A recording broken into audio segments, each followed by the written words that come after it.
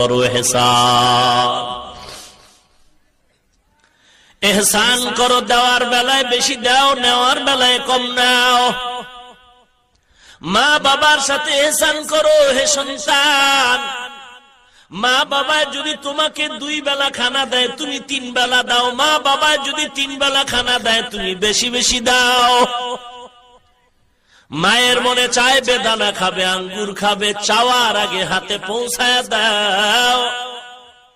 হাত তুলে দোয়া করার কোনো দরকার নাই। আমার নবী বলেন, মায়ের অন্তর খুশি, আমার আল্লাহ খুশি। কত সন্তানের খবর আমরা পাই, মা বাবা বৃদ্ধা হয়ে গেছে, সন্তান বিয়া করে বউ নিয়া শহরে থাকে, মা বাবা গ্রামে পড়ে আছে, খবর নেয় না। কোরবানির ঈদের রাত মা তাকায় আছে, সন্তান বুঝি বাড়ির মধ্যে নতুন পোশাক, নতুন নাস্তার আয়োজন করবে। পরের দিন দেখে সন্তানের কোনো খবর নাই। পাশের মহিলারা বলে, তোমার ঘরে কেন আনন্দ নাই, দরজা জানালা আটকানো কেন?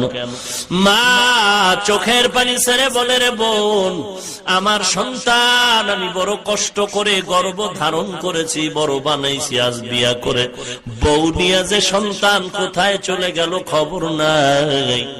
ও নবীর উম্মতের দল, মাস্তানি করিস না রে টাকাওয়ালা ভাই, ক্ষমতাওয়ালা ভাই, মাস্তানি করিও না। তুমি আজকে যদি শান্তির বিছানায় ঘুমাও, আল্লাহর কসম শুধু তা মা বাবার চোখের পানি।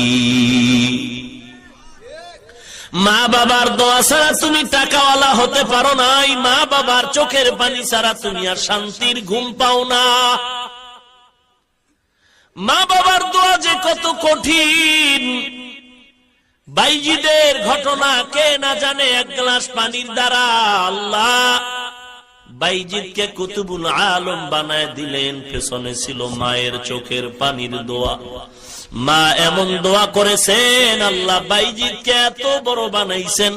শুধু মুসলমান নয়, সারা দুনিয়ার বেঈমানেরাও বাইজিদের নাম মোহাব্বতে স্মরণ করে।